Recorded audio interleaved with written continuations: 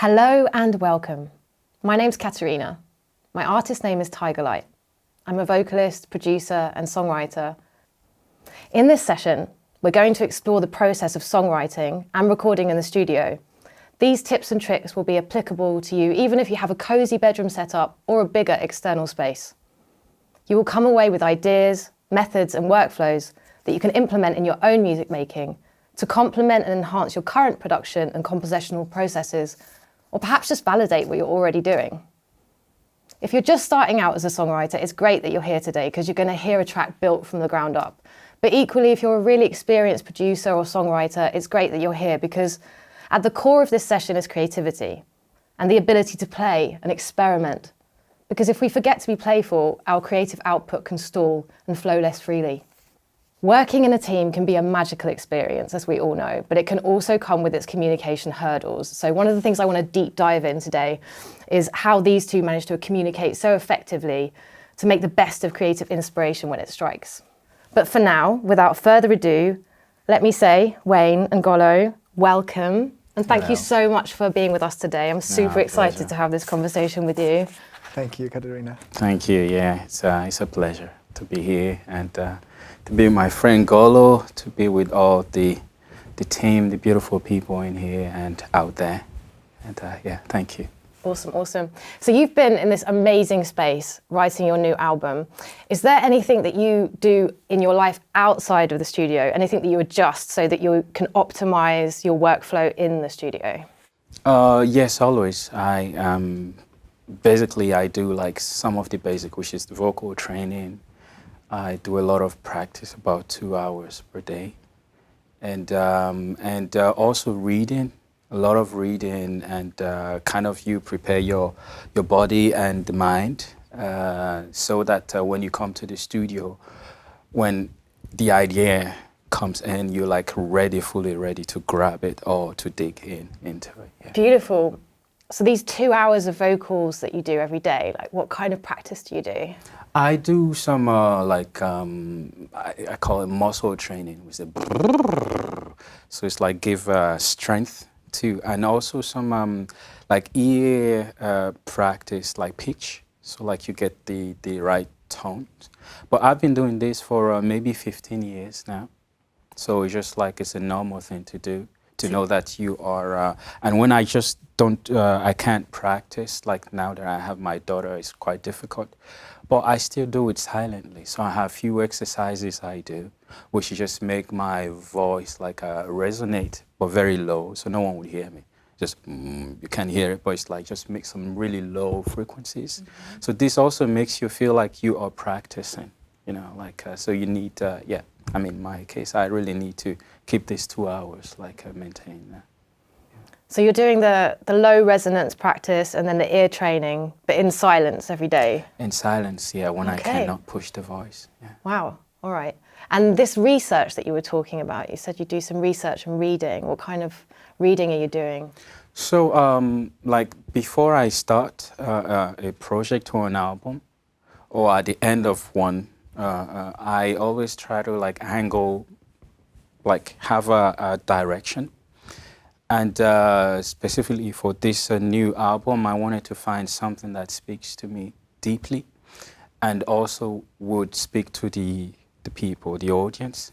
So I dived into my own life and I saw that there were a few things coming out, which is me being away from my homeland, Nigeria, and then traveling and then moving here and there, and then having a very complex, difficult background. And then I realized that most of the things I do in music are always tainted with my personal story. So like, how do I read them? Then from that, I just jump into the kind of a trauma. And trauma, I found that is our own personal history, but also goes beyond it. So sometimes when you are, I don't know, in some kind of weird energy and it is maybe not you, but something that was triggered that comes from a very, yeah. So I try to like use that as my angle. So I read what I could find online and at the library. And slowly I try to find how this could be expressed musically. And I found out that the place where this traumatic experience happens is the body. And so it is through the body that we experience all kinds of pain, joy, whatsoever. And I'm like, okay, so with that in mind, how can I work or do something musical with this knowledge? And so, yeah, so that's the thing. Going to the studio, you'll be like, okay, are we onto something? Is this something here? You always ask yourself. But yes, but because I've dived into that and I've spent like, I don't know, a month, 2 months, I know that everything I'm doing is related to this research. So you're deep diving into that trauma, reading about it, feeling it in your body, revisiting. And then do you write the words down in a book and take them in with you, or is it being built up in your subconscious and then you channel it out when you come in the studio? I write them down, and also I write all kinds of poems. So the poems for me are like words, emotions with words, carried by words. So I just write whatever comes. It could be all kinds of strong feelings of love, of lust, of anything that comes. And I just put them all, stuck them in my block notes. And that's it. So when I go to the studio, some of them, they just come in, hit me, or I would find them in the in a block, in my block note. And some of them, they are like hidden there, and then it's when I'm just recording or doing something that I'm like, oh shit, oh yeah, oh, something is happening, and so on. Preparation is very, very important for me. So, because I know that when I'm in the studio, nothing is like new or fresh.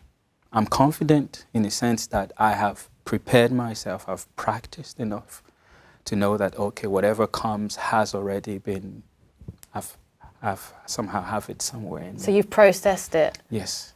And you also studied acting techniques to channel. Yes. Can you go into the techniques, and maybe it's something that also that people at home could employ with their own songwriting? Yeah, so I'll be very quick to like explain, but I think using your imagination as a tool. So like when I say you want to act as like sadness, or you want to find moments of sadness, don't think of your childhood or moments where you were sad. That's not how it works. Use your imagination. And sometimes you can use few elements, like I can tell you when it rains, so it is raining, drops coming from the sky, and you're all wet. Your body is just wet, and you're looking for a place to just hide, like a shade or somewhere to just hide. And when you're doing that, you're fully into the moment. You are just creating something with your imagination. And people from outside somehow feel something with that, like this rain, the whole thing, and they connect to it.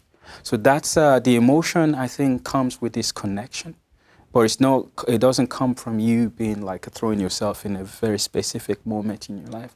You're just using the tools of your imagination. So that's what I learned from this like acting. Because before I thought you had to act is that you have to experience all kinds of things in your life in order to give, yeah. But then I understood, and through some readings, Michael Chekhov, I found that this director, if you want to look for him, Michael Chekhov. And through his work, I found that, yes, it's basically your imagination. So you use the same thing as you would do in the studio, just try to be loose and let your imagination just go. Like we are in the studio, but I can imagine us being in a playground with balloons, blue or four colors everywhere. And this is not what it is. It's just something else, like, I don't know, like a plate. And yeah, it gives more, yeah. That's interesting. So outside of the studio, you're deep diving to very personal trauma. And then in the studio, you're using more metaphors to get you into that emotional space that seems separate from personal history. Yes. So is that very decided, that then when you're in the studio you separate and don't have to access those painful memories in the same way? Yes, because if I'm too serious, I won't do anything. Yeah.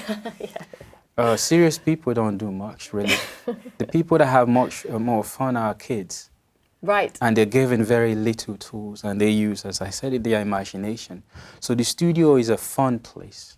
It is not made to be too serious. You know, you have to make it a fun place. And so that's what I do. Like the trauma or whatever is I read, like it's very serious. I got some books I even haven't finished. It's so heavy, you know, you have to write down. But I feel like there is nothing good without bitterness.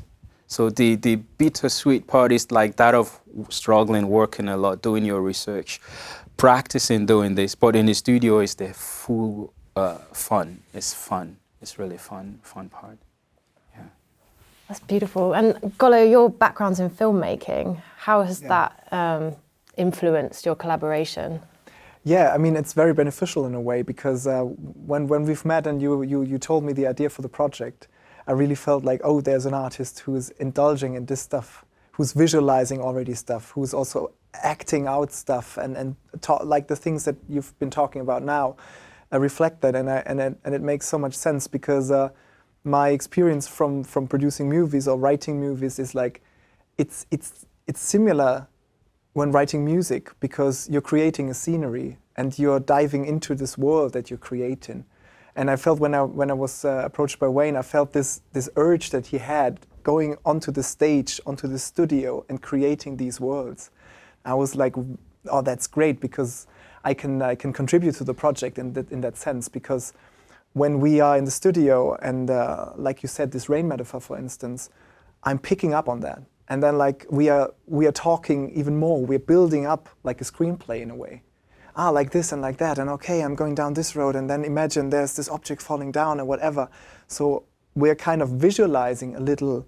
It can be like a music video clip, or it can be like still being very abstract and talking about affection, you know, like metaphorically speaking or whatnot. And that really helps to connect and then also decide on which instrument or which route are we gonna go the next, you know, like. I think it's translating. It's always translating from the artist's mind to the producer's mind and the songwriter's mind and vice versa all the time.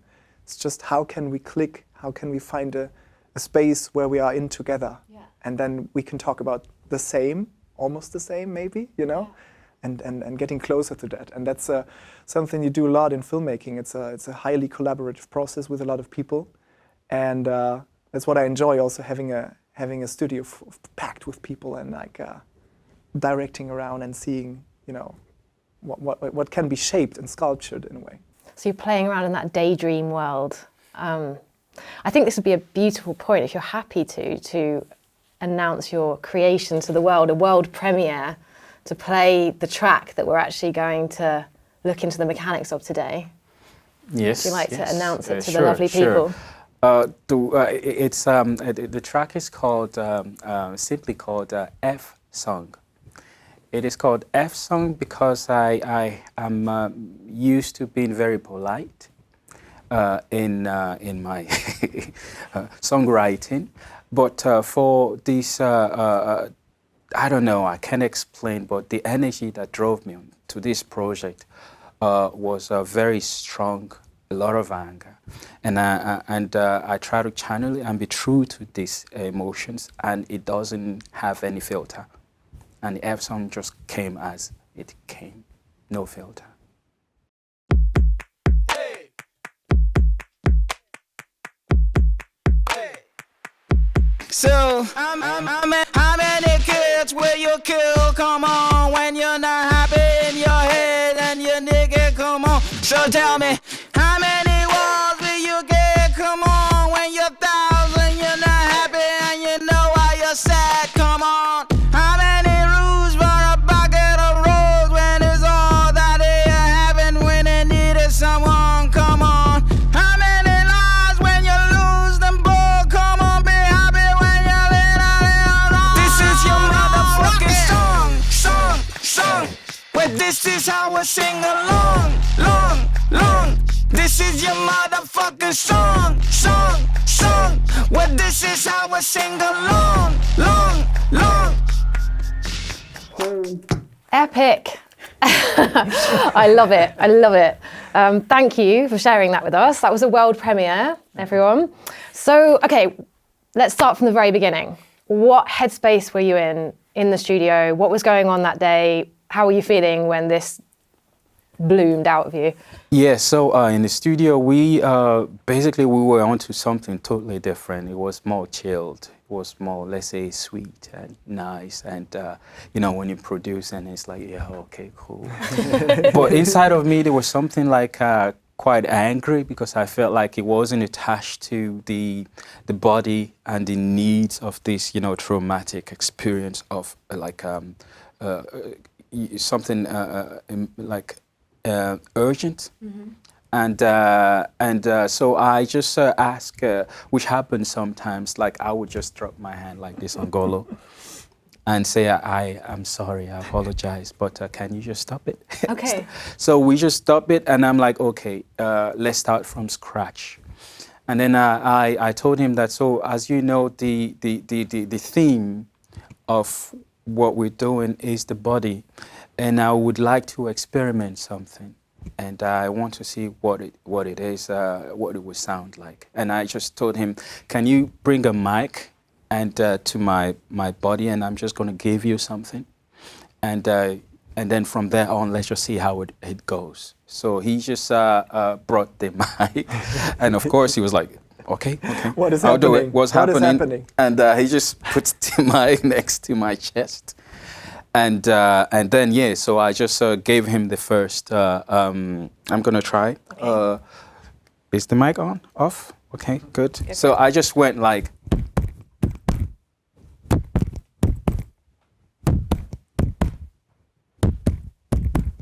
And yeah, and then, yeah, that was it. So you had that recorded, did you have a click on? Did you have headphones on, or you just went straight in? I just went straight in. So what Golo does very quickly is that already I have the impulse. Mm-hmm. So when I'm doing it, he's already like pressing it. So immediately we are on the tempo. Yeah. So and then actually the click comes in, but you just don't hear it because it's already just on the impulse. Mm-hmm. Yeah. So I just gave him this, and then he's like, okay, and then that's it. Yeah, and so I gave him a few layers of it, so that we try to get like maybe something tighter, and yeah, so that's let's say the start. So you had that initial layer, and then you're listening to the frequencies there, and then what were your ears hearing? The ear was I mean, do you want to go? No, lovely. I mean, we had the impulse now. We had the beat. We had the BPM. You know, everything was laid out now. But now it feels like it needs to hit our body in a sense that you can't avoid it, because when you're here, you can still avoid it in a way. It's very mid-rangey. Mm-hmm. So what we wanted to have is some low frequencies, because this is when you go into a club, or when you go into a bar, or when you go into a live concert. The things that intrigue you the most, because you can't avoid them. Or to a festival, imagine that. You're in this big bass frequency cloud hitting your body. Yes. And even if you had no, motivation to follow it, you're gonna follow it at some point, because it's just affecting you from your toes to your nose. Yeah. Okay, and you were still down the organic route, so you've got that texture. Yes. So I went with the tapping, and I also thought perhaps it would be interesting to try something that would like kind of a percussion or something, still in the organic sense, that would stick to this. And as usual, so the studio is like this, and we always look around, what could it be? And then we just saw this amp case behind me. Yeah. And I was like, okay, again, magical thing. Can you bring the mic? Which mic should we use? Oh yeah, let's just use this. So I just went on, and so the amp case, and then I decided to hit on, go like, So what's funny is that, yeah, so you have a different sound you could have. And I thought maybe I'll just open my hand and just go like hit it like this. And yeah, so Golo, shall we try to record Yeah, it? let's do yeah, it. let's All record right, it. let's get our headphones on. Yeah. And you're going to provide a metronome. Mm-hmm. And have you already decided at that point where you're going to hit the amp case? Or are you just moving around and finding different I'm just pitches? moving around. So Yeah. generally what I'll do is that I'll try different places. And then afterwards we'll listen. Yeah. And then we choose whatever we feel like sounds better. So if you have the... Give me a sec. Yeah, so which part now are you So enjoying the I'll frequency just go range here of? Yeah. for the middle, like this. And also it depends on how I open my hand. Okay. Then I'll get different, yeah. Okay, should we track it in? Yes, yes. There we go.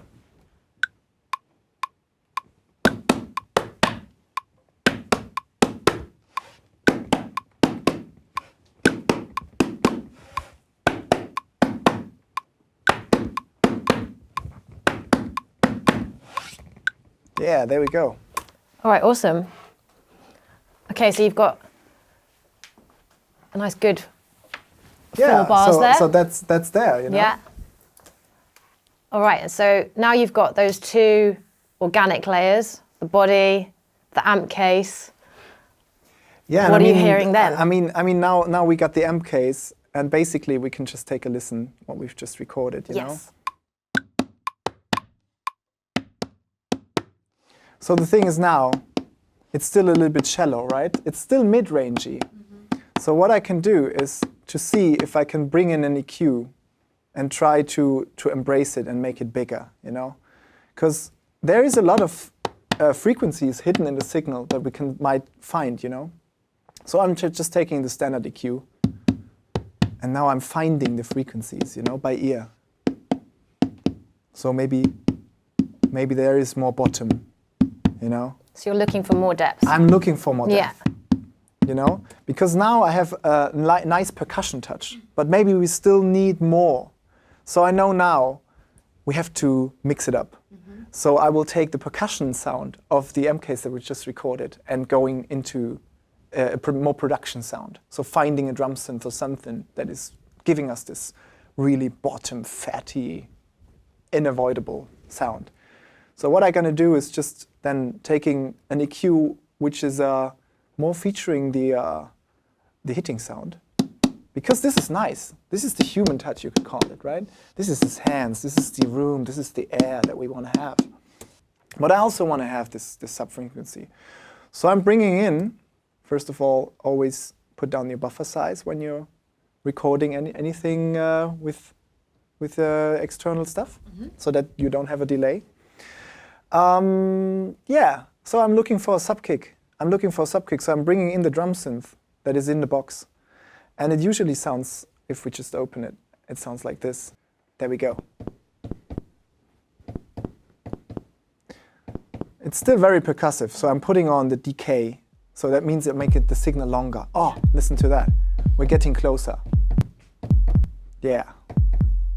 Still don't like it. I think it still needs a little bit more of this dirt that we are looking for, because we are coming in a very rough. I already have this impression that it's going to be rough. Because it's conveying how he's hitting his chest, how he's hitting this amp case. Yeah. The room is filling up with this energy. Yeah. So follow the energy. Don't fight the energy. Follow the energy. And that's where I'm going for some overdrive. So I'm putting on this overdrive button here, just giving it more saturation. I like it now, but I still think we can add more sub-kick to it. So what I'm bringing in is another sub-kick. So just here going for an 808 or something that you can find, you know, in the box again. And there also, like, you can hit the tone button. So what you're gonna do is you can, I mean, maybe you've heard about this, but maybe you don't, so that's interesting. When you're tweaking the tone button, you can indulge this bass drum to be even more dramatic, more vibey, you know, more sub-kicky, you know. And now I'm just like taking both of them And I think now it makes sense. And we have this boom, boom, boom, boom. We have almost the tonal stuff in it, but we also have the sub. And now if we combine it, I think it makes sense. Let's check it out. You're doubling what was already recorded on the amp case. That's the thing. Yeah. That's the thing. And it should sound like this now.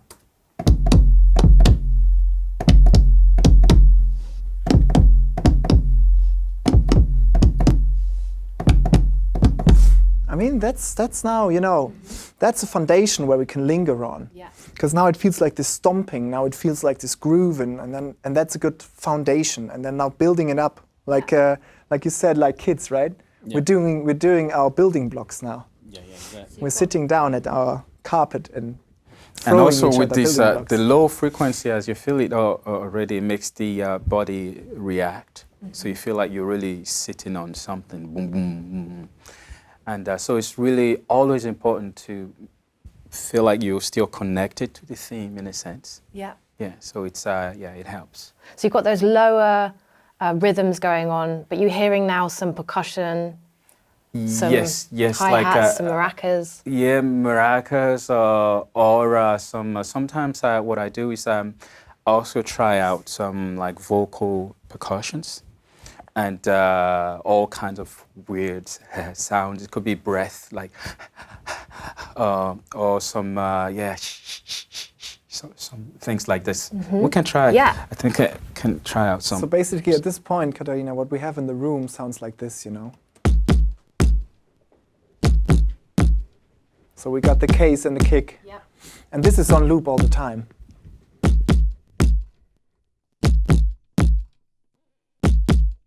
So I'm going to add this. Go like.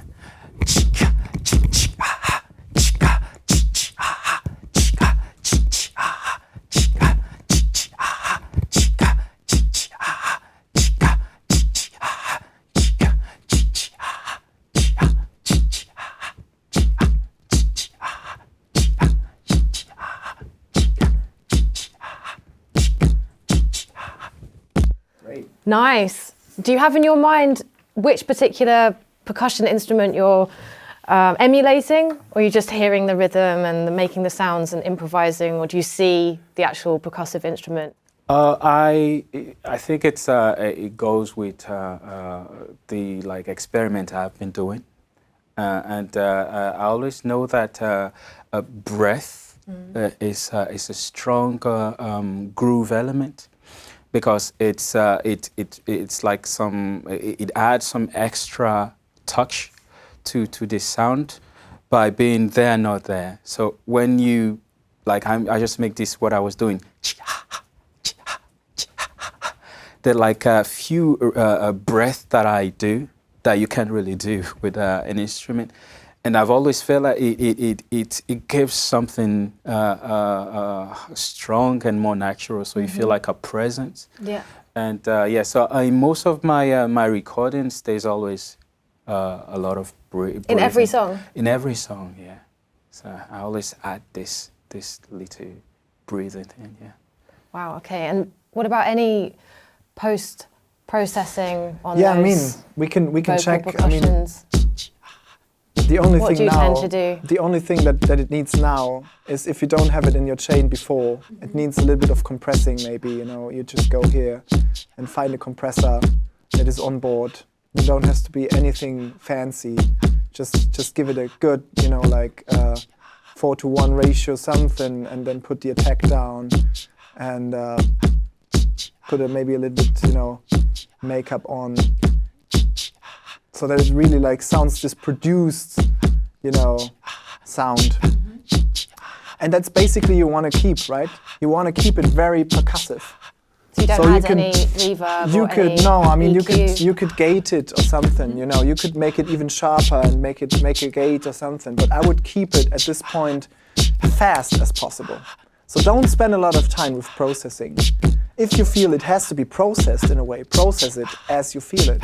But don't spend now time engineering. You got the artists in the room and you just want to be quick and follow up the ideas. Yeah. Since we are building our blocks, since we are Legoing it, we don't want to be like losing the flow, right? So keep it very tight. Yeah. and just follow what you're hearing. Like, and this should be percussive, right?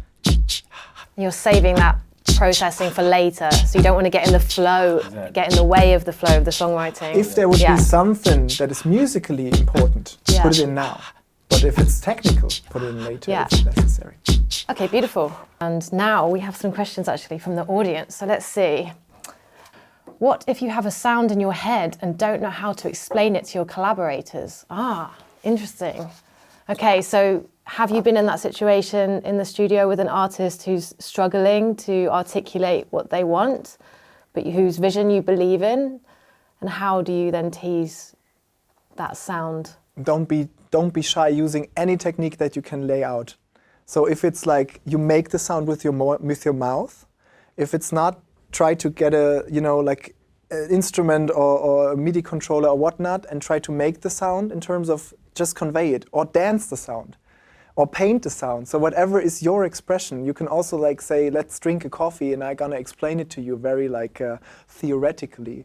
So don't be shy, don't like, if you feel that you embarrass yourself, you're on a good track maybe, because then you have to break the ice as well. Even if you have like a big career behind you, or even if you're a rookie, it doesn't matter, because you have to translate, right? And just feel free to show yourself and to translate. And I think, this is also when is using the acting skills, because you should also be able to perform what you think you hear in your head. So if you have a sound, but you don't know really how to get there, but you feel how it should make you move, do it, dance to it. So that, because the more you express it, the more your collaborator, if I follow what the question is, can pick, but you have to externalize it. And so describe it in any way that you can. Yes. And it doesn't have to be technical terms, just use emotions, metaphors, everyday things. Okay, so I think the key takeaways from that last session, the demonstration, for me, and hopefully for you too, is that you don't need lots of instruments around you to make a really unique sounding beat. So just reach for what's on your desk right now. Have a look, listen to the sounds of what's around. How does the desk sound? How does the chair sound? What's the material there? Can you tap this? You've got instruments absolutely everywhere, all around you in your own house. So I think that's, first of all, something. And then the second thing about the descriptions, don't get clammed up if you're not knowing the technical words for what you're wanting to say, but you feel the emotion. What Wayne was saying, dance it out, express yourself and convey it in a different way if you can't do it in a technical way. Let's move on to the next part. So you've got this awesome foundation now. You've got this groove building up. What are you hearing now in your ears? So what I'm hearing now is slowly a way to make somebody be present. So now it's only sounds kind of, but you want to see the body. You want to feel it, you want to hear it. And so what I thought was to everyone that would immediately make you feel like there's someone is like claps. So I thought, maybe we could add some claps and also make it as if there were many people in the room.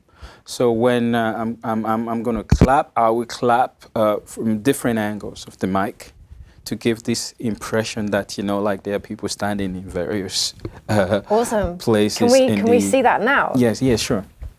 Okay, so you're building up a many-person crew with just one of you. Yes. Right.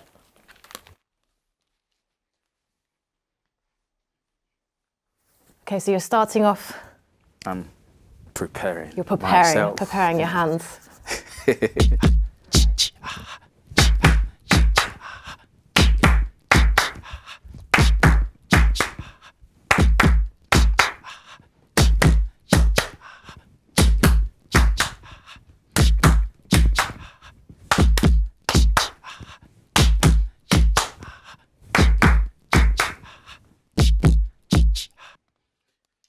Okay, great.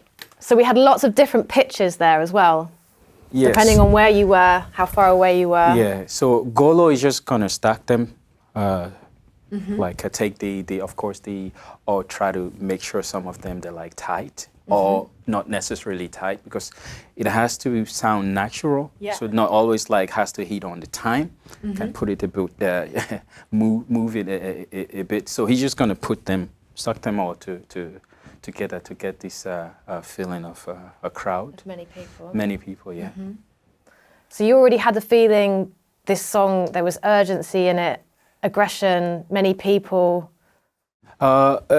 Kind of, yes. But again, like when this whole thing is happening, you just don't know what's next. So what I heard is that, so the people clapping, and I feel like, okay, maybe they should express something. Because when you're doing this, it's like just this clap, tack, tack, tack. And you want to add something. Like, so naturally I feel like tack, tack, tack, tack, hey, tack, tack, tack, tack, hey, tack, tack, tack, tack, hey. And I'm like, okay, so shall we try to put this? Yeah. And the cool thing is also perhaps we could do it the two of us, because I really like that, like to use, so not only have my voice, but whoever is in the room, the moment I'm doing it, I always try to get the person to add, so that I have a different like tone, which is always interesting when you are recording layers of voice, to have like really the most diverse tone. So I'm just going to put this. All right, Let's see what we got here now.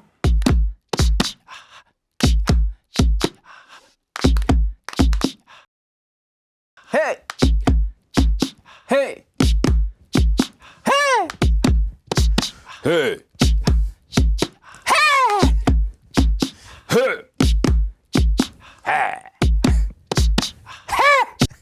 I love this.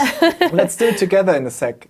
All right, so that was just a Yeah, level check. Just level check in. Okay. And back on track in a sec.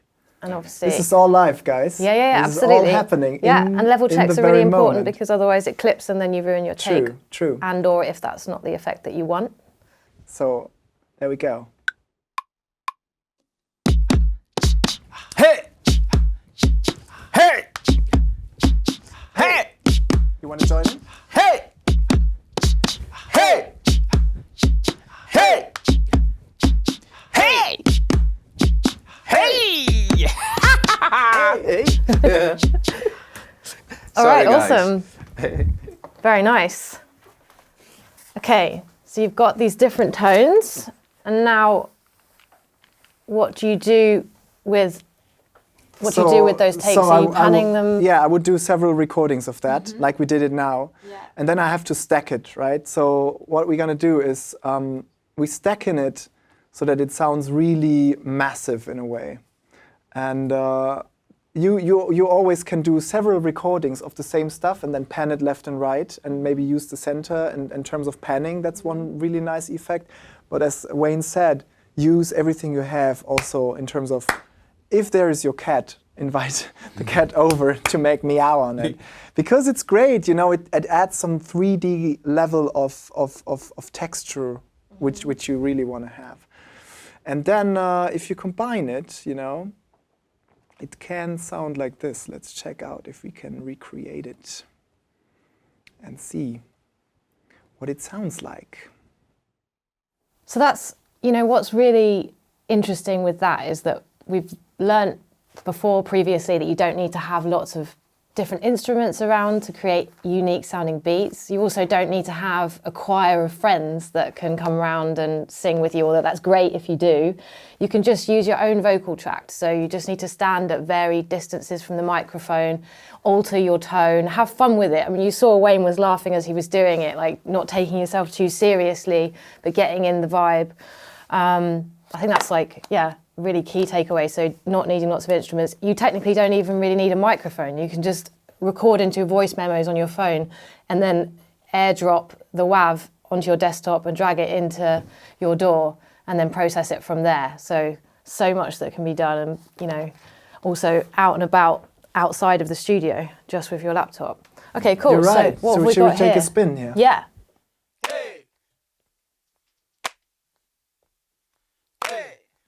So then it sounds like this, eh? Hey. Hey. So this is just us, right? This is just us, but then panned into different directions, and then like altering the voice, like you said. And that's just beautiful because then it's there. All right, so Alan says, how do you decide what to keep and what to throw away whilst editing? How to murder your darlings, that's another like... Yeah, more than your dollar. Alan is posing the question about relevance. I think you have to break it down to relevance. And now that sounds very theoretically. What do I mean by that? So whenever we lay down on this boom, boom, boom, boom, boom, boom. See, your head is doing it. So you're giving the answer. Your head is doing it. Boom, boom, boom, boom, boom, boom, boom, boom, clap, boom, boom, boom, boom, boom, boom, boom, boom, clap, chika, chika. So now I could layer a lot of things. Maybe that's also where Alan is going. Like I could now what I'm editing. What do I take? I take that what is of relevance, and how do I decide it? By my ear, by my groove. Is it still grooving, or now is it too going into my head? Is it still in the body? Because remember the briefing that you gave yourself. You gave yourself a briefing at the start of the project. So does it really nurture the project at this point, or doesn't it nurture the project? If you're doing a project where you say like, yeah, this is about this and that and blah, you can always answer the question, what do you keep and what you're throwing away, by the relevance filter, and this is connected to the briefing again. Yeah. And so it is your head, your heart, and your ears that decide on what you leave in and what you take out. Yeah, and I can jump on this because so some other producers with whom I work have the habit of laying the percussive side first, as we did, and immediately they will put some melodic instruments, like oh yeah, let's just play the piano or something, like get the chords, and I get angry very quickly because I'm like, yeah, but remember what we discussed about the body and the whole thing. Where do you hear this instrument? Does it appeal to you? Are we done with that business? And then I'm like, yeah, so let's go back to that and listen with that in mind. So basically it's like you should trust yourself, like what you've already decided, and see if it is really following that. So there's no way, like at this moment, I will put chords, because I feel like it doesn't do anything yet. It doesn't speak yet. So I'm just gonna like maybe find a way to make it more like, okay, let's push it. And yeah. That's interesting. Yeah, it's almost like the process from before, where outside of the studio you have the brain work that goes on, and inside the studio it's more subconscious playing, not thinking too much through the structures. And it's the same thing there. Yes, but sometimes you do. They're like all kinds of tricks. Yeah. So when you like for like kids, children, you always give them a space, like the playground. There is you make sure they're protected. So you always you do the same thing too. That is, you're having fun, but you remember what you said. So it's always good to come back to them. You come back to, okay, good, let's go back, dive in. And this is just the moment where you're like, okay, am I still, as he said it, like relevant? Does it still really make sense? And then the answer will come, you got the answer inside of you, right? Like, don't overthink it. Yeah. Feel it in your body. Follow the answer. Yeah. Okay, so at this stage, you've now got this nice basis, which you've just said you're not going to add any chordal instruments to, any harmony. You've got a little bit of harmony in the haze. Also, there's obviously pitch and tone in the bass there, in the beats. But what are you going to do now? Are you going to add a top line melody? You're going to start thinking about structuring it and turning it into a song? Yes, so at this very moment, I have absolutely no idea really. But I know that what's good is you get very like interesting things out of like a struggle. And the struggle would be me trying to make sense out of this whole thing by singing whatsoever I have in my head, like something, just something has to come out. And this thing has to be grooving with the rhythm, has to be with it. And I'm going to struggle. So this could take like maybe 30 minutes. It could take like, you know, trying to find something. Golo knows it, like I'm fighting with myself. And then when we have that thing, we know. Okay. Yeah, so the next thing is now, okay, I'm going to try to put my voice in it and try to do something. And I'm going to make, I don't know, I don't have any words, I have nothing. And all I feel like I'm just going to say whatsoever. Like in French, they say yaourt, yogurt. Okay. And in English basically means gibberish, like just blah, blah, blah, blah, blah, blah, blah, but with a groove. All right. It's important. You have to be in So time. groovy gibberish. Groovy It would gibberish. be really, really awesome if you would demonstrate some groovy gibberish I for us. am ready Yes? to. Awesome. Thank you so much. All right. So vocalizations, improvised sounds. Yes. That's another way we can describe gibberish. Yeah. 1, 2. Checking the mic. And that's where you're comfortable standing. So normally, are you that far from the mic when you're doing the gibberish? Do you... It depends. Okay. Because if I want to do something more intimate, I want to give or lick, yeah. I mean, I'll come close to the mic and I'll give you this. Okay. If you want to hear my deeper tone. But in this, I feel like the energy is much more powerful. And perhaps I should be far away from it. So I just don't know what is going to come out. But I feel like whatever comes out should be in some kind of, I don't know, power, anger, or whatever that can stick to that, to the whole... to the groove that you've built. Yeah. Perfect. All so right. for me, it's just like checking this out, leveling Yes. it, and then we can hit the button. All right, so we're We've got our nice fundament and laying it out, and then Nice. just like hitting it in.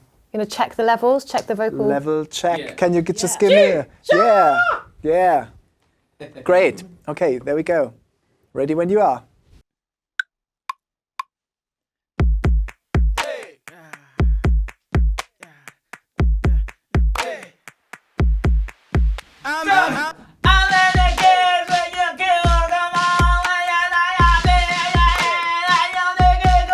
So tell me how many walls are you in? Come on, when you're down, you know that you shine. Come on, oh, you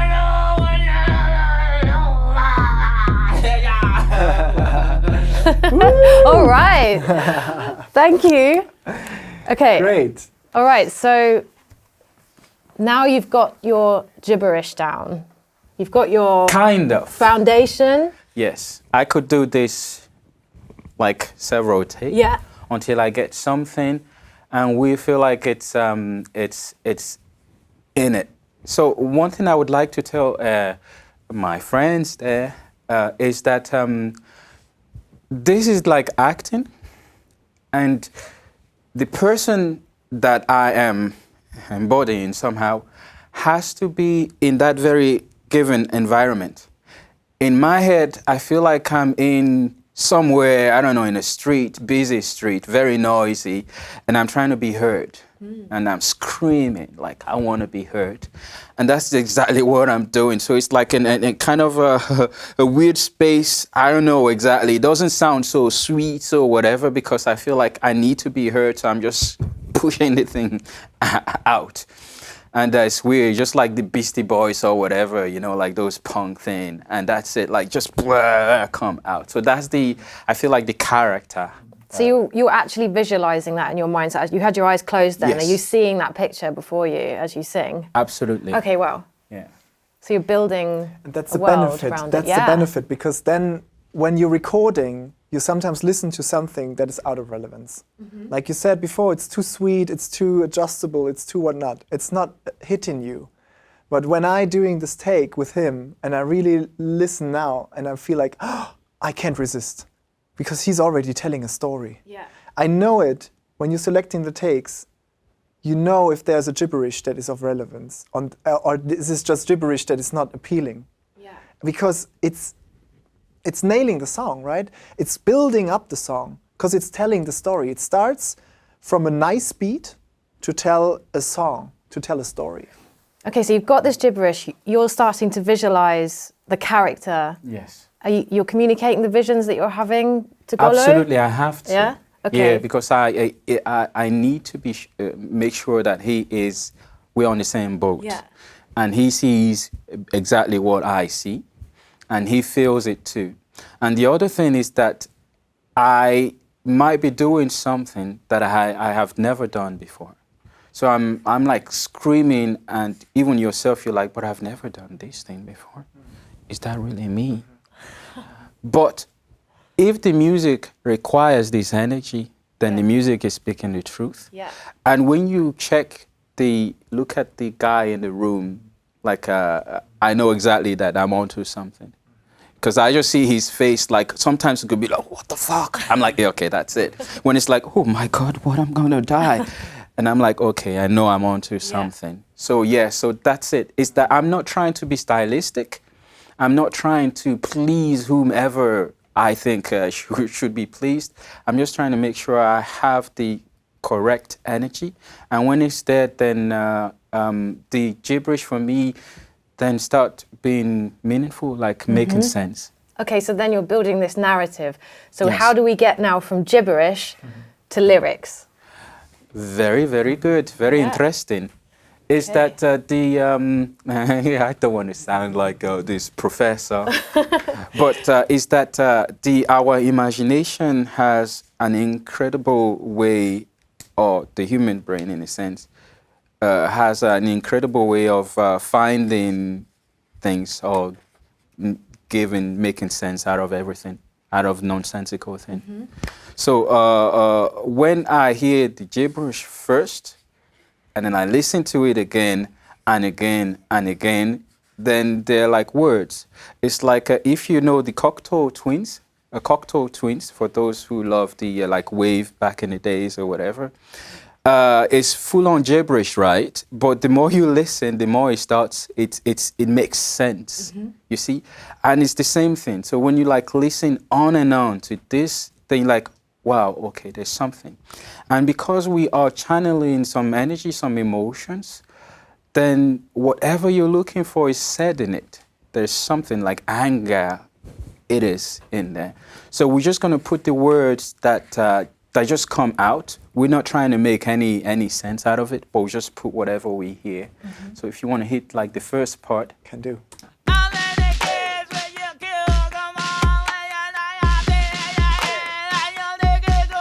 So tell me. So how? So basically, and if we know it's too long, we make it shorter, right? We make it digestible. Oh, the pen. So There you go. Let me have your pen. Yeah, thank you. How many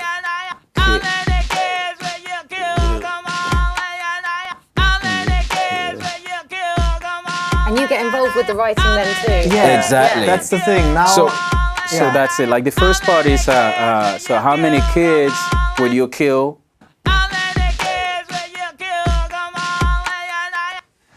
You yeah. see, So how many kids will you kill? Come on. And when you're not happy in your head, kids. Kids.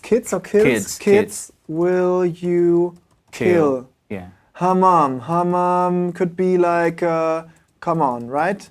Exactly. Could be like this. How many kids will you kill? Come on. Okay, and then what's the next one? The next one, then we take the next one. Yes. Happy, that's too short. Okay, let's make it longer. Heavy on your head and you're naked, come on. So tell me. So tell me. Head So happy in your head, So tell me. and you're naked. and you're naked. You're So tell me. naked. Come. Yeah. So tell me. Yeah. Oh, we can go do 2 times come on, right? Yeah, exactly. Okay, so great. it's like so it's so funny. You just put whatever comes to you. So this is what we hear. How many kids will you kill? Come on. When you're not happy in your head and you're naked, come on. And that's it.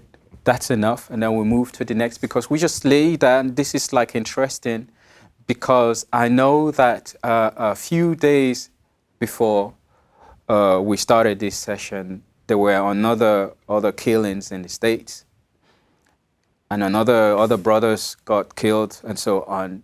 And I'm like, okay, perhaps this is what's happening now. So I'm already onto something. So I'm like, okay, cool, let's go to do whatever else we're hearing. And that's revisiting what you said at the start, that you do the research before, read a lot, and then let it sit and marinate, and then you come to the studio, do the gibberish, and it's just freestyling, and then these words are coming out and you're hearing it and the stories are coming out without you actively sort of pre-planning it in that way. Okay. Maybe you remember when listening to records when you were really young, did you understand any word they said?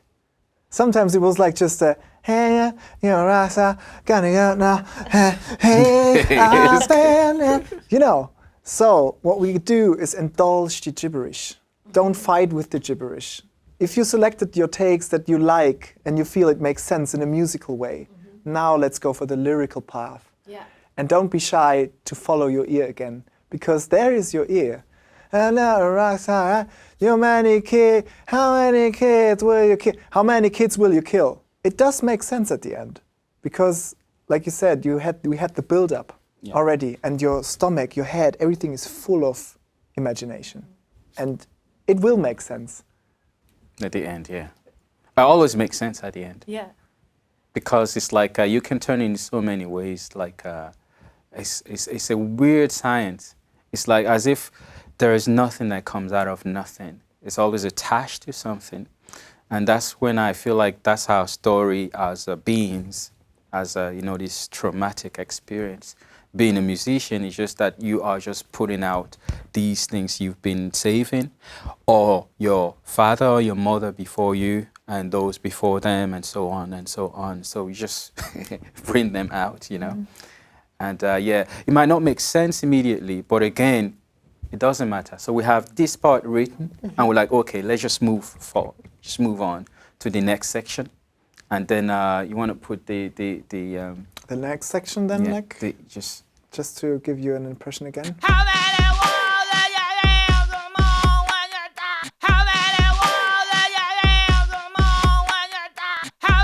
So I hear walls. How many walls? Walls or walls? It could be walls as well. Walls, yeah, kind of. Walls or walls. Yeah. Will you build or will you get? Or would you build? Or why doesn't it build or would you get? Build. Yeah. Maybe it's built. Or will you bail? It could be bail. Maybe how many walls will you build? Yeah. And then we can go with come on again. Come on. For instance. All right, nice. You know. So could you perhaps demonstrate? Then you're laying down these parts now, or? Yeah, sure. So, of course, then I'll try to sing what we've written and see when I'm saying these true words, how it works, the whole thing works. So, I can do that. So you've got that first verse written, and then you're recording it in parts. Yeah. I mean, basically, we have one chunk of lyrics where we feel confident about it. So we basically would practice it on the tape. Now we will leave the playback loop in the room, no mic or nothing. Just like, how many kids will you kill? Come on. And then I feel like Wayne is confident singing it. It starts to be this integrity of text. And then I feel like, okay, you want to record it? Then he like, yo, let's record it. Then I know he's ready. Yeah. I know we are ready to take it. And then we take it. Okay, beautiful. So it can be 4 bars, it can be 8 bars, it can be 12. It just makes sense if it gets from this writing style to the pinning it ein.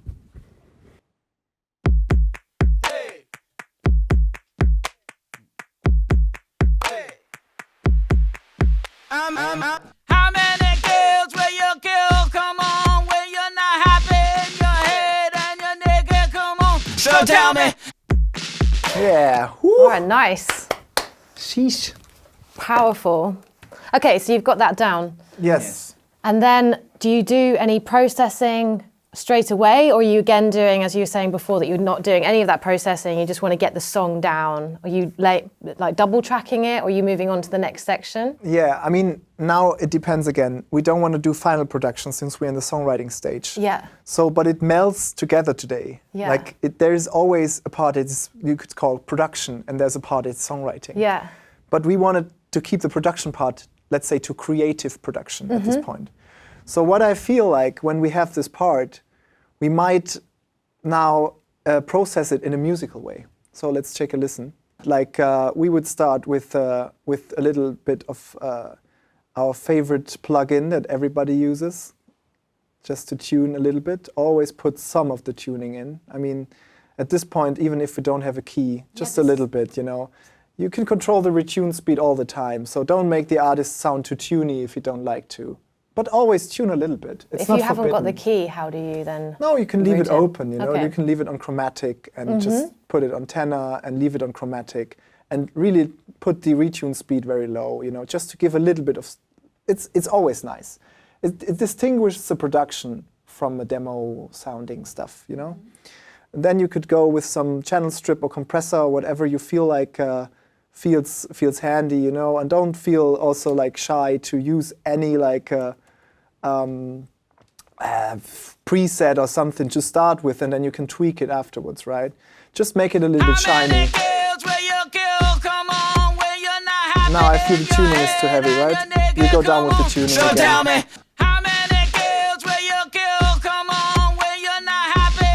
And you can try also putting the tuning off again, you know. But it's great, a little bit tuning, and then you maybe enhance some frequency. And you can see what you're gonna do, you know, you find your favorite EQ, whatever you wanna do, you know, enhance some of the, make it more production sounding. So just do your homework here. Maybe this is also something, you know, you can look up at so many great videos on the internet. I mean, I love it at this point that it's free today. Like, just check out all this great content that's out there. Just a little bit of treatment here. But now, since you've done this production, let's say production treatment, you could go and really make it sound interesting. And whatever interesting means, that's what you're defining. There's no limit for your creativity. So just, for instance, duplicate the track and then try to like see if you can maybe do something with the pitch.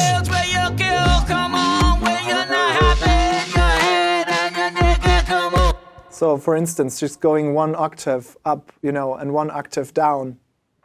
Maybe that's one thing you can do. Look how maybe that's not the thing. You know. And then you blend it in.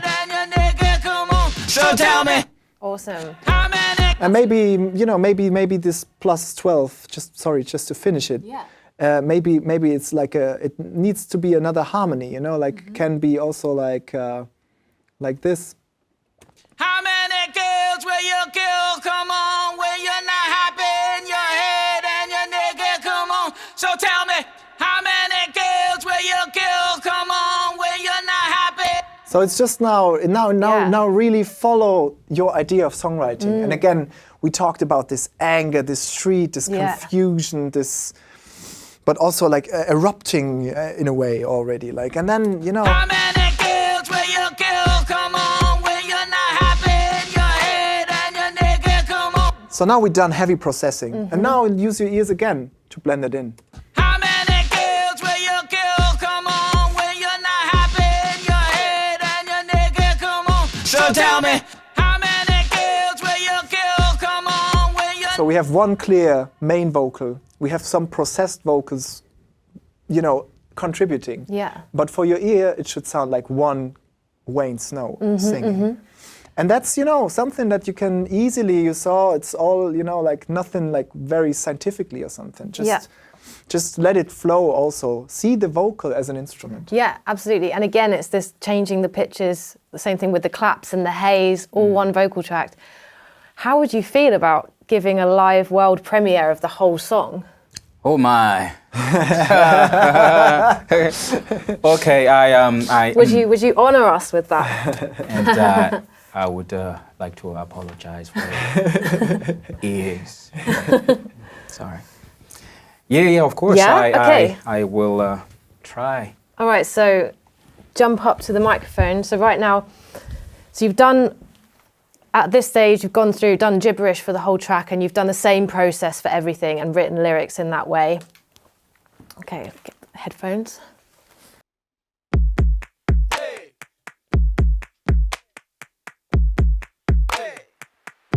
So how many kids will you kill? Come on, when you're not happy in your head and your nigga, come on. So tell me, how many wars will you get? Come on, when you're thousand, you're not happy and you know why you're sad. Come on. How many rules for a bucket of rose when it's all that you're having when you needed someone? Come on. How many lives when you lose them both? Come on, be happy when you're little bit wrong. This is your motherfucking song.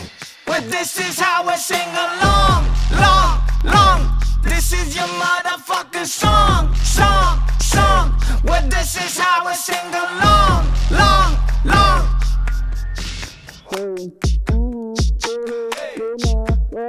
Come on, ha! How many reasons when you lady come on when you're dancing, you're happy when the money come under. I beg amigo, would you dig at me? I'm ready, not do nothing wrong. I was just singing a song, come on. This is your motherfucking song, come on. Say this is your motherfucking song, come on. Say this is your motherfucking song, come on. Say this is your motherfucking song. This is your motherfucking song. Well, this is how I sing along, long. This is your motherfucking song. Well, this is how I sing along, long. This is your motherfucking.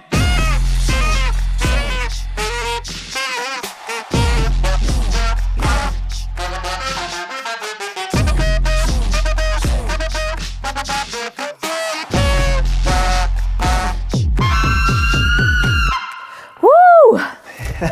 Thank you. What a treat. Oh my. What a treat.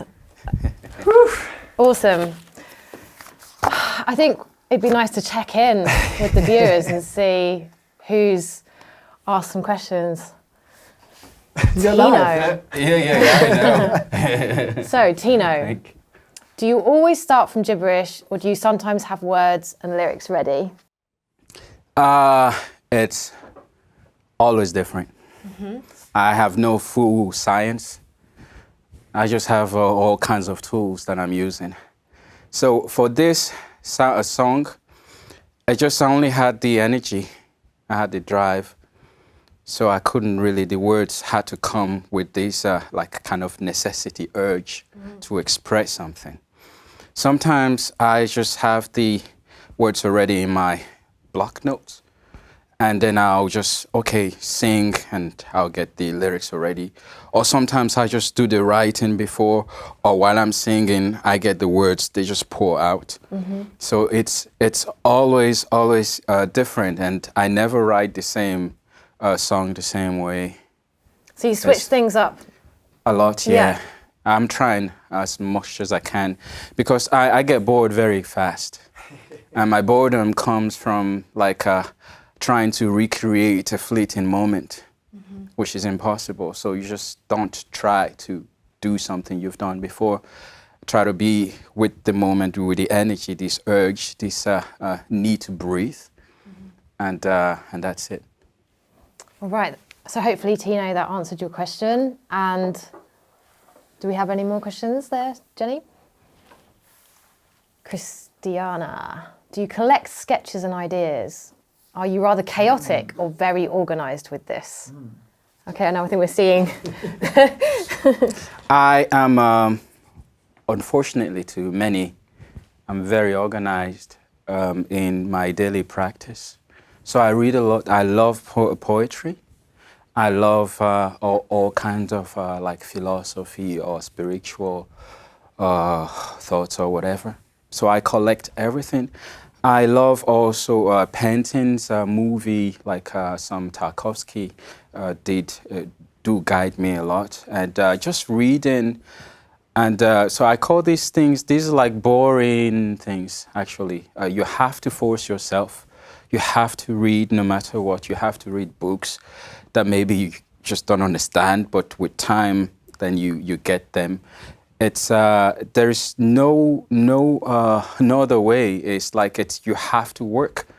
So I read a lot. I just write things in the block in my notes books, and then when I'm in the studio, it's the jungle. Like I just have all these thoughts and things like that. But as I said it before, it helps to really have a theme, a given direction, so that when you are in the studio and have all these things, energy running through you, strangely your body knows exactly how to angle this whole thing. Mm-hmm. It's like a well-constructed chaos. I like that. So again, it's going back to that preparation outside of the studio being so important. Go ahead, Golo. Yeah, just if I may add to, it's also great to collaborate, because then you can let this chaos float into your glass, and let the collaborator be the glass, and let him help or her help you being also expressive and chaotic about that.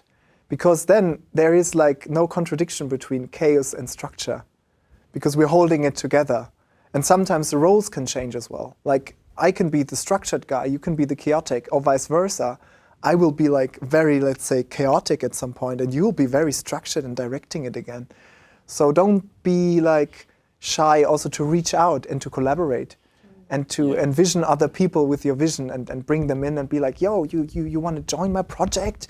And then it's exciting, because sometimes you need to change this energy flow. Sometimes you need more of this or that, and then it's great not to get schizophrenic and do it all by yourself, and just leave and let people in. And thanks for reminding us that. So the reason why I love collaborating with other creative people is because by myself I feel like I'm quite sad or bored very quickly.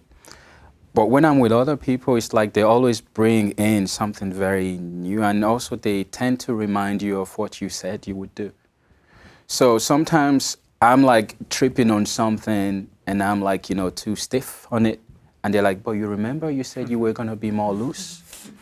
And so I think it's, and also it's like it make you grow more powerful. And so I've opened my door to having more and more like people in the room, and that can take me far into different directions. Some of them like help me add more dirt. Like as I told you guys earlier, that I was maybe used to saying sweet words and not being too, But for this one, I just wanted to like, are you sure I can say fuck? And I'm like, yeah. The situation implies that, so let it out, say it. You're pulling more people into the writing session. So how many people in this album, for example, have you had in the studio sat with you? Yes, I've had perhaps we like up to 4.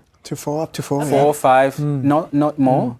Because then it becomes a bit complicated when there are two minds, and like, it's it really difficult to angle. But I always make sure that in the studio you will have like really very distant mind from what I'm used to. Yeah. So I had Brother Red Music from Memphis. He's a rapper, and he is into this kind of trap and all this, like, this whole trap language or whatever. So he brought something I found like really interesting. I had my brother Nicodemus that was jamming on the sax from Melbourne, and he also brought like some very, very interesting things that I would have been able to find. I'm touching my mic again. Sorry. And yeah. Let's go back to at the beginning. You know, I mentioned that in the studio you can come across communication hurdles. Like obviously you've got a great communication flow between you, but how have you dealt with either between yourselves or with other collaborators in the past when you found that the communication isn't going as you want? What strategies have you employed? So it's like when I first met Golo through our friend Yannick, common friend, I actually had already prepared the whole angle of the project like a manifesto. And also I read enough things to be able to like bring enough element for him to understand where I want to go. So that already helped us be on the same page. And then when we got to the studio and then we were like producing, working, I always made sure that he would be able to speak out, and the same thing too. So it was like slowly also opening up. But I think the great exercise happened way before going to the studio. We met, we discussed, we had like intense, like heavy things, and we felt like, okay, we are connected. And I think it's quite important. And that's why the like preparation and the whole thing, it's so important, because once you have that in your mind, everyone you'll be meeting will be connected to that. So all the people in the studio that came to the studio that worked on the project, I met them separately to discuss and tell them that I was working something that had for leading as a leading theme trauma and the body. And then I explained what I meant by that and this and that and blah, blah, blah. And then we went into like a very deep hours and hours of conversation. Maybe just to add to that is maybe a technique when you're pointing out maybe to also conflict or something that can happen in a studio or miscommunication. You got to train your patience, man. You know, you got to train you got to train your patience in every single way you can do it. And you know? Thank you for that. No. Because again, like, he knows that I'll jump this on. Yeah. I'm very, very good. And at the same time, sometimes I feel like someone is gonna punch me. But we can be working on like what we did now, right? Done it, said everything. And I'll just come to him like, I don't think it's the right thing. Okay. Can you throw it away?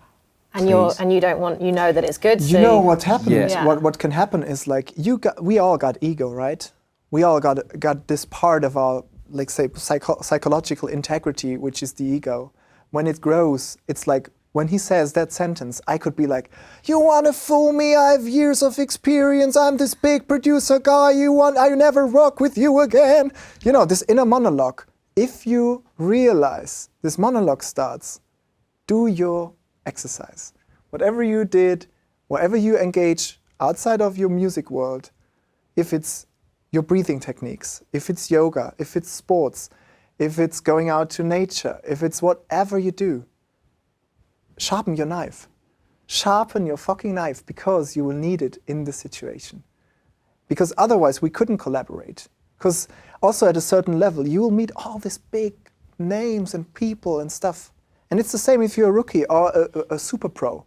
It don't matter. You need a sharpened knife. And that means it's patience. It's listening carefully.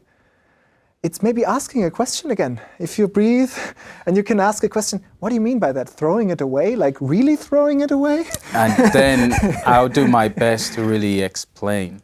Because in my head there's like so much happening, and I could be like, yeah, I just don't find myself in it. And sometimes they're like songs you would sing and you're not singing truly. You feel like you're emulating something that is not you. You're like in a different tone. It just doesn't sound right. Mm-hmm. You feel like skipping. And it's always good to be very, very like quick and say, no, this is not it.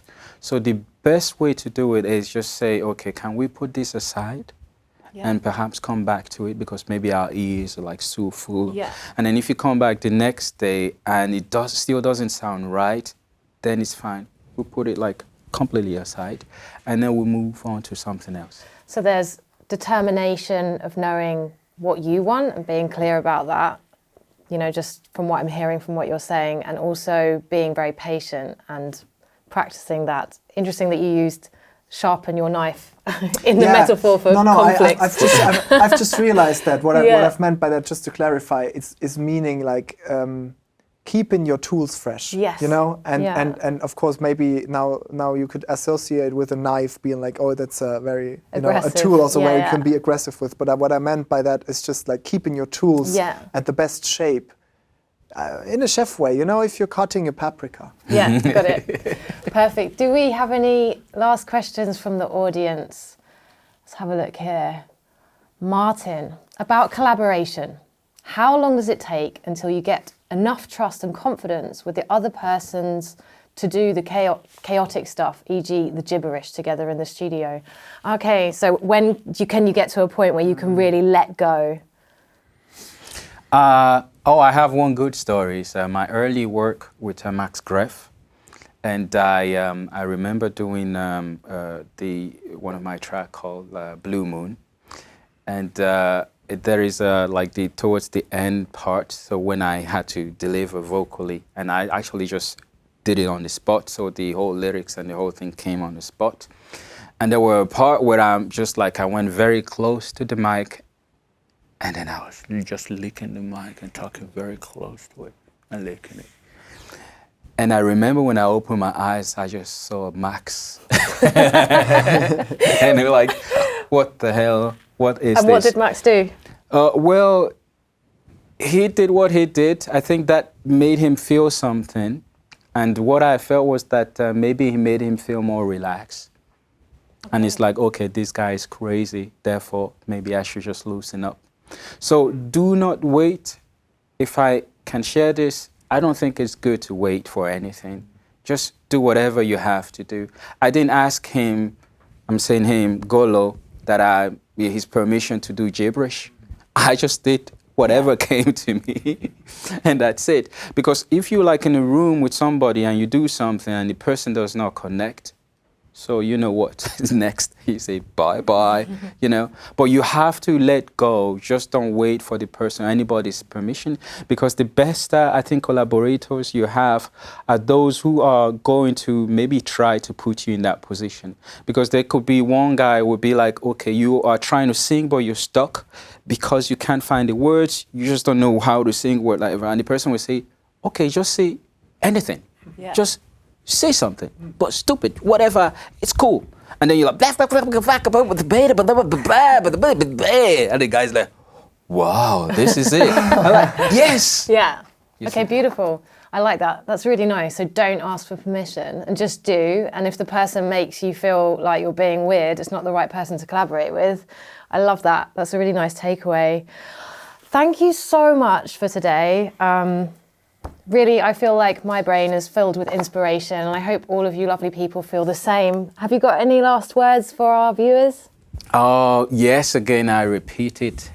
Thank you all for being there, and thank you guys for the invitation. It's a blessing and honor to be here. I know that I, for one, am definitely full of new ideas from today. I hope that you are too. Summarising all the gems that we've got, I would say the key messages that I've taken away from this is that, you know, look around you at the environment. Look at, again, what you sat on, what's in your room. You don't need lots of different instruments. You don't need a choir of people, as fun as that is. You are your own choir. Don't ask for permission to let go and be free in the studio. Follow your heart and be patient when you're working with collaborators. And if people want to delete tracks, like take a moment and come back to it. These are all gems for sure. And I think the other thing is like not needing to sit at the piano with pre-planned lyrics and, you know, right now I'm going to write a song, but just like going with the instrumental and seeing what vocalizations come out, what vowel sounds, and what from those vowel sounds you can create, like what kind of lyrics you can create, which is beautiful. So that's a really, really interesting way of working. But that's all from us for now. Thank you so much and take care.